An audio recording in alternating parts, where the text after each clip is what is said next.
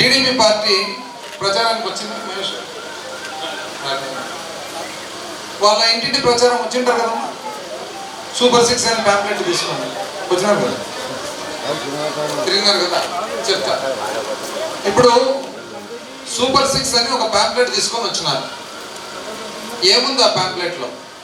ఆడవాళ్ళకు గ్యాస్ సిలిండర్లు ముడిస్తామని చెప్పినారు కదమ్మా, అంతే కదా. ఆడవాళ్ళు కూడా నవ్వుతున్నారు బాబు.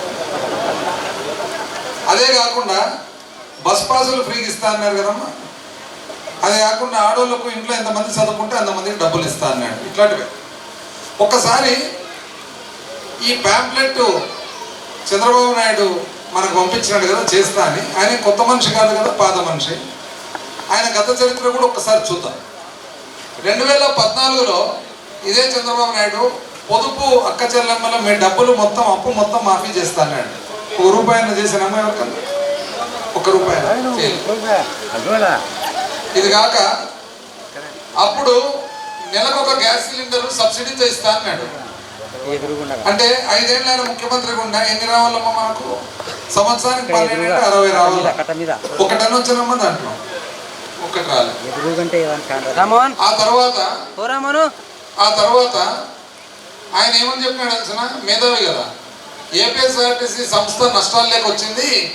ఈ నష్టాల్లోకి వచ్చేదానికి ఈ బస్ పాసులే కారణము.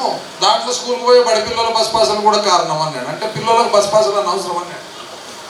ఈరోజు ఆడోళ్ళకు బస్ పాసులు ఇస్తా అంటాడు. నమ్మేది? బడి పిల్లలకు పోయే బస్ పాసే వద్దైన మనిషి ఇప్పుడు మన స్కూల్ పిల్లలకు ఆడోళ్ళకు బస్ పాసులు ఇస్తా అంటే నమ్మశక్యమైన ఇది లే. ఆ తర్వాత ఇంకోటి గొప్ప పథకం చెప్పినాడు, మీకు అందరు తెలిసినో లేదో, మహాలక్ష్మి పథకం అని. ఆడపిల్లలు ఉన్నారు ఎవరన్నా ఇక్కడ? పాప నీ పేరేమ్మా? అడుగు పెట్టాను. పేరేమే నీ పేరు? మౌనికనా? ఇప్పుడు మౌనిక ఉంది. మౌనిక తల్లి ఉంది ఈడ. అయితే మౌనిక లాంటి ఆడపిల్లలు పుడతానే 25,000 బ్యాంకులు వేస్తా, పెళ్లి టైంకి వచ్చేటప్పటికి 2 లక్షలు అవుతుంది అని.